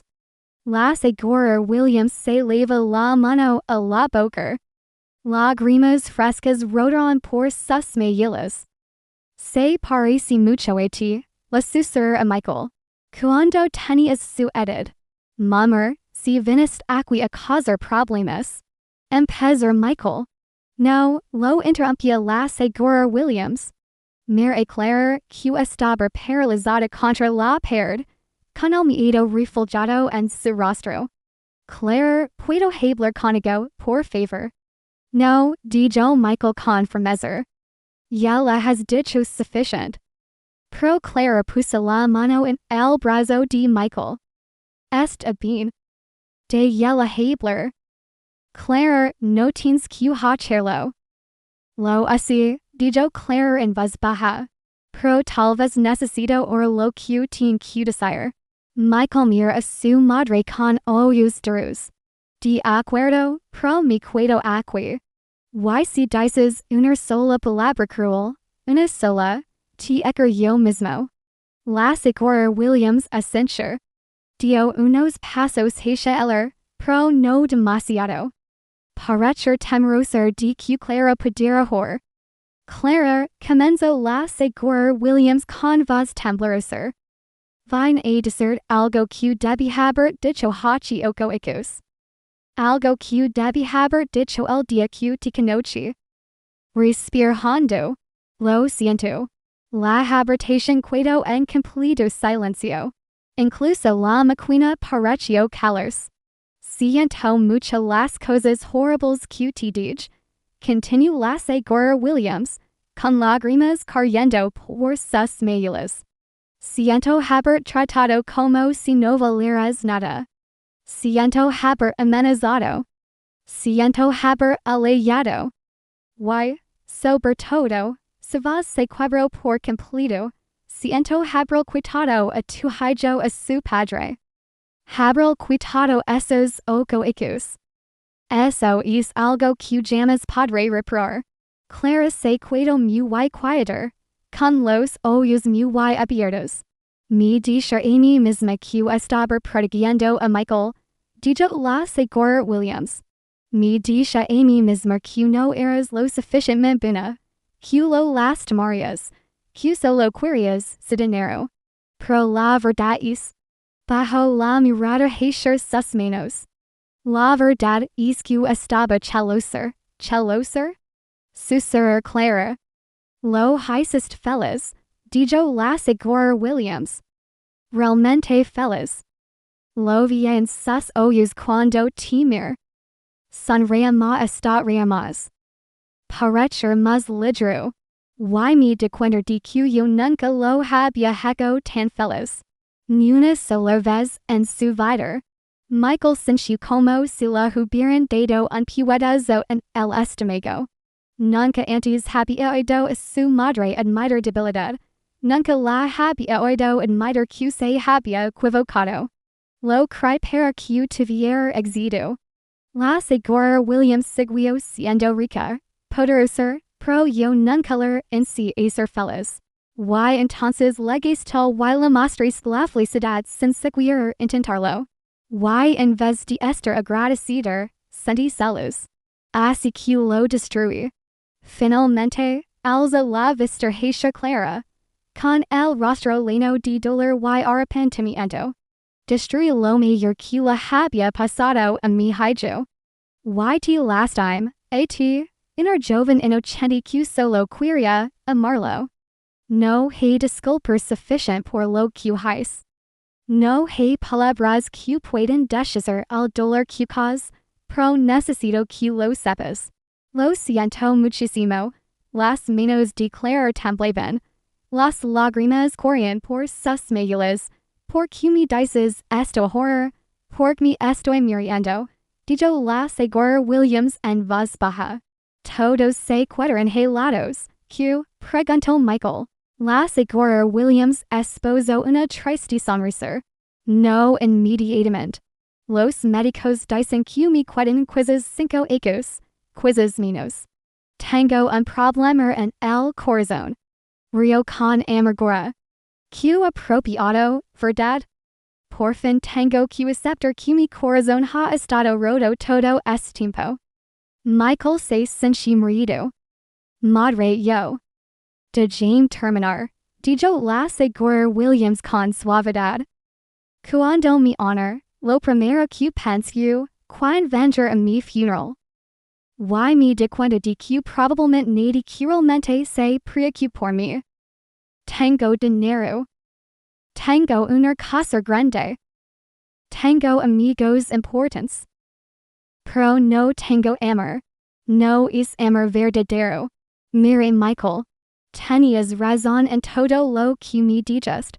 No así amar. Solo así controlar. Manipular. Usar el dinero y el poder para conseguir lo que quiero. Se volvió hacia Clara. Pero al ver con Daniel estos últimos minutos, incluso des la puerta antes de lamer, vi amor verdadero. El tipo de amor que nunca le di a Michael. El tipo de amor que nunca sentí por nadie. La señora Williams se acerca lentamente a Clara. Clara se puso tensa, pero no retrocedió. Clara, dijo la señora Williams en voz baja. Así que no merezco tu perdón. Así que nunca podré compensar lo que hice, pero te lo pido de todos modos. Por favor, perdóname. Dame una oportunidad para ser mejor. Para ser la abuela que es niego se merece. Para ser la suegra que deberías haber tenido. Clara mira a Michael. Él pudo ver la pregunta en sus ojos. ¿Qué debo hacer? Michael se acerca y se puso junto a Clara. Le tomó la mano. Esta decisión, dijo en voz baja. Decides lo que decides, te apoyar. Clara mira a la señora Williams, esa mujer que la había aterrorizado, que la había echado de su casa, que le había robado ojos de su vida. Luego mira a Daniel, que lo observaba todo con ojos muy abiertos y confundidos. Clara respira hondo. Te perdono, seguro Williams. Williams jadia. Te perdono, repitió Clara, con la voz más firme. No porque lo merezcas, sino porque, mira a Michael y luego a Daniel. Porque aferrarse al odio es demasiado pesado. Porque Daniel merece conocer a su abuela. Y porque, hizo una pausa, porque todos merecen una segunda oportunidad. La señora Williams se desplomó en un silur y soloso. No eran lágrimas silenciosas y dignas, sino sollozos fuertes, feos y desgarradores. Ecos de orgullo y frialdad que se desmoronaban de golpe. Clara se acerca lentamente y se detuvo frente a él. Luego, tras un instante de vacilación, le puso la mano en el hombro. La señora Williams alza la vista, sorprendida. Pero Clara dijo con firmeza, si alguna vez lastimos a mi hijo, si alguna vez lo haces sentir inferior, si alguna vez lo tratas como me tratas a mí, esta segunda oportunidad se acaba. ¿Entiendes? La señora Williams asintió frenéticamente. entiendo. Lo prometo. Lo juro por todo lo que tengo. Clara retrocedió. La señora Williams se saca las lágrimas y se levantó temblorosa. Mir la cama del hospital don Daniel estaba sentado, observando con confusión. ¿Puedo? Preguntó la señora Williams en voz baja. ¿Puedo conocer a mi nieto? Michael mira a Daniel. ¿Qué te parece, campeón? ¿Quieres conocer a tu abuela? Daniel latía la cabeza, pensando, ¿es simpático? Lo entiendo, dijo Michael con sinceridad. Daniel pensó un momento más y luego assentir. De acuerdo. La señora Williams se acerca lentamente a la cama como si se acercara algo prechoso y frágil. Se detuvo al borde y miró a Daniel. Hola, dijo suavemente.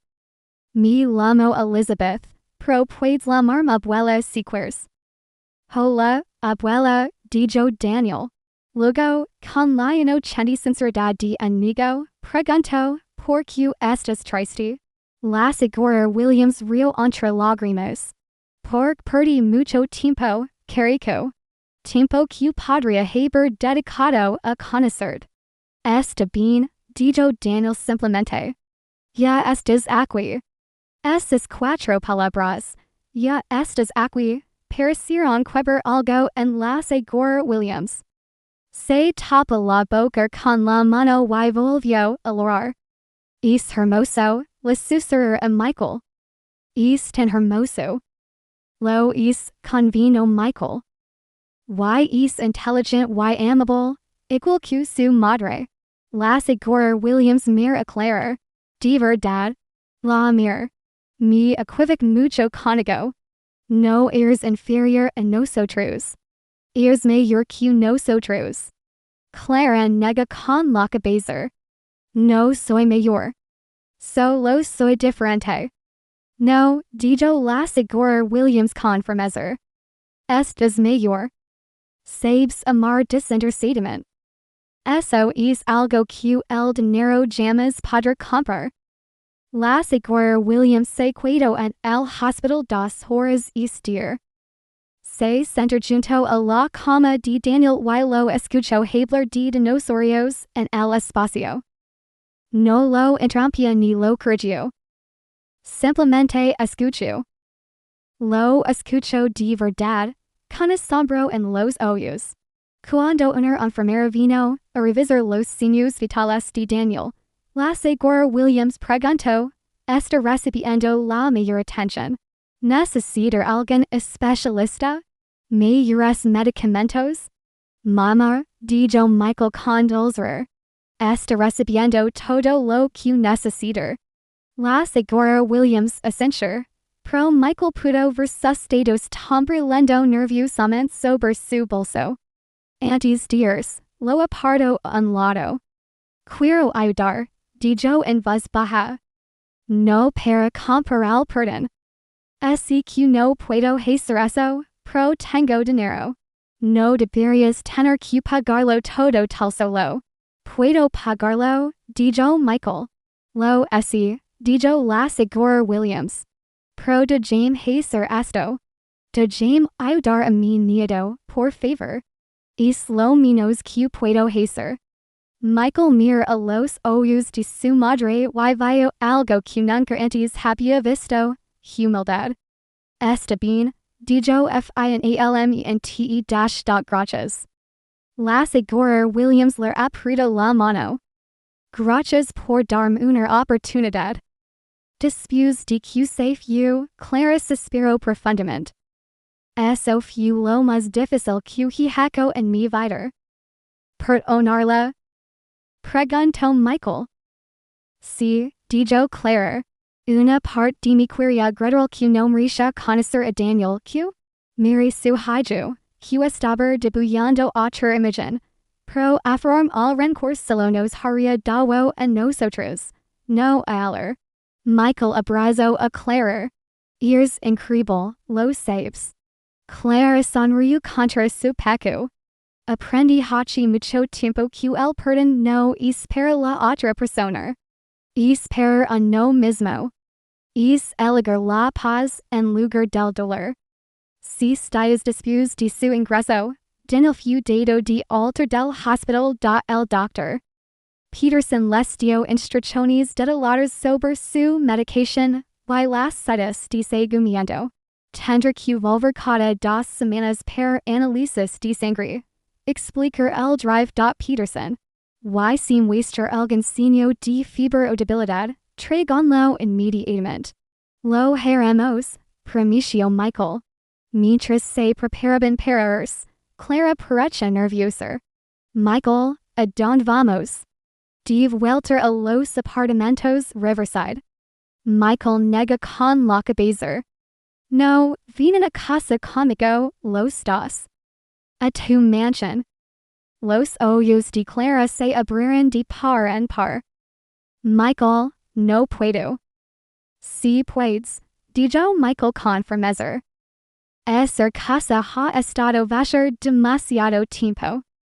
Necesitar una familia.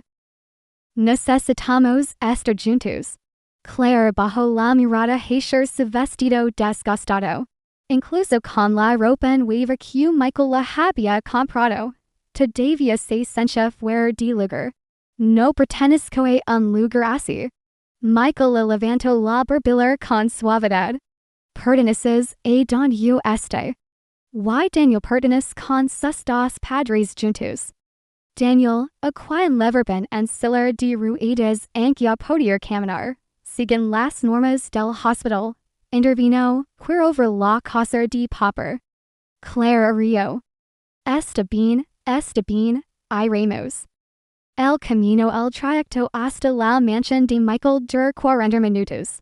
Al cruzar las puertas, Daniel pega la cara a la ventana del coche, go. Exclama. Es como un castillo. Michael sonrió. Espera a ver tu habitación. Mi habitación. Preguntó Daniel con los ojos muy abiertos. Tengo mi propia habitación. Claro que sí, respondió Michael. Aparcaron frente a la puerta principal. Michael ayudó a Daniel a bajar del coche mientras Thomas recogía las maletas. La peculiar y gastada maleta de Claire y la más grande de Michael. La señora Jones, el ama de llaves, los esperaba en la puerta. Michael había llamado antes. Señora Jones, son Clara y Daniel. Michael dice que vivieron aquí. La señora Jones sonrió cálidamente. Bienvenidos a casa. He preparado la habitación de invitados azul para la señorita Claire y la habitación contigua al dormitorio principal para el joven Daniel. Los condujo al interior. Clara se detuvo en el vestíbulo, mirando a su alrededor con ojos muy abiertos, los suelos de mármol, la lámpara de arar de cristal, la gran escalera. Es enorme, susurró. Demasiado grande para una sola persona, dijo Michael. Pro perfecto para una familia. La señora Jones le mostró primero a Daniel su habitación. Al abrir la puerta, Daniel se quedó boquiabierto. La habitación era enorme, con una cama grande, un escritorio, estanterías para libros y juguetes que Michael había encargado el día anterior. Figuras de dinosaurios, blocks de construcción, rompecabezas. ¿De verdad es mío? Preguntó Daniel asombrado. Todo tuyo, campeón, dijo Michael. Daniel entró corriendo en la habitación y saltó sobre la cama. Es tan suave. Mamá, ven a tocarla. Clara entró despacio, con lágrimas en los ojos. Es preciosa, curico y mirror. La señora Jones abrió otra puerta. Tu propio baúl. Daniel corrió a ver qué pasaba. Clara se quedó en la puerta, abrumada. Es demasiado, le susurró a Michael. No es suficiente, respondió Michael. Nada podrá compensar los ecos que me perdí. pro es comienzo. Acto seguido, las Gore Jones le mostró aclarar su habitación. Era igual de hermosa. Una cama grande con mantas suaves, en rincón de lecture junto a la ventana, flores frescas en la comoda. Esta es la habitación de invitados, preguntó Clara incrédula, por horror, dijo Michael, a menos que, hizo una pausa. A menos que prefieres compartir la habitación principal conmigo, las mayuelas declararse. Sonrojaron, Michael, ya no estamos casados, todavía no, dijo Michael, pro Clara. Lo que dije en el hospital lo dije en serio. Quiero que seamos una familia de verdad. Quiero volver a casarme contigo cuando estés lista. Simpresión, pro eso es lo que quiero. Clara lo mir con los ojos brillantes. Yo también quiero eso, pro podemos ir despacio. Han pasado tantas cosas, necesito tiempo para adaptarme. Tenemos todo el tiempo del mundo, dijo Michael, besando la frente. No me voy a ninguna parte. Las siguientes semanas fueron como un sueño. Daniel se fortaleció cada día. La medicina funcionaba a la perfección. Recuperar el color. Recuperar la energía. Empezar a correr por los pasillos de la mansión. Rindo y llegando como cualquier niño de 8 años. Clara se fue adaptando poco a poco a su nueva vida. Michael matriculó a Daniel en una buena escuela. Clara empezó a tomar clases de cocina. Algo que siempre había querido hacer pero que nunca se había podido permitir. Y la señora Williams cambió. Venir todos los domingos por la tarde. Al principio, estaba rígida y incómoda. Sin saber cómo comportarse con un amigo. Pero la alegría inocente de Daniel fue derritiendo poco su frialdad. Un domingo, Daniel le preguntó, abuela, ¿quieres colorear conmigo? La señora Williams, que nunca había coloreado en su vida, se sentó en el suelo con su nieto y cogió una crayola. ¿Qué vamos a colorear? Una familia, dijo Daniel, mostrando el dibujo. Es tal. Es papá. Es mamá. Y soy yo. Las manos de la SRA. Williams temblaban mientras yo daba a colorear el dibujo. Estamos todos juntos, claro, dijo Daniel como si fuera obvio. Somos una familia. Después de este día, Williams vino más seguido. Le traía libros a Daniel y le preguntaba por su escuela. Se disculpa con Clara una y otra vez hasta que Clara finalmente dijo, Elizabeth. Te perdono, no tienes que seguir diciendo lo siento. Solo así mejor. Y lo fue, se porta mejor. Espero que hayan disfrutado viéndolo tanto como yo disfruto criándolo. Denme gusto. Compartan y comenten sobre las lecciones que aprendieron. Cuéntanos dun loven en los comentarios.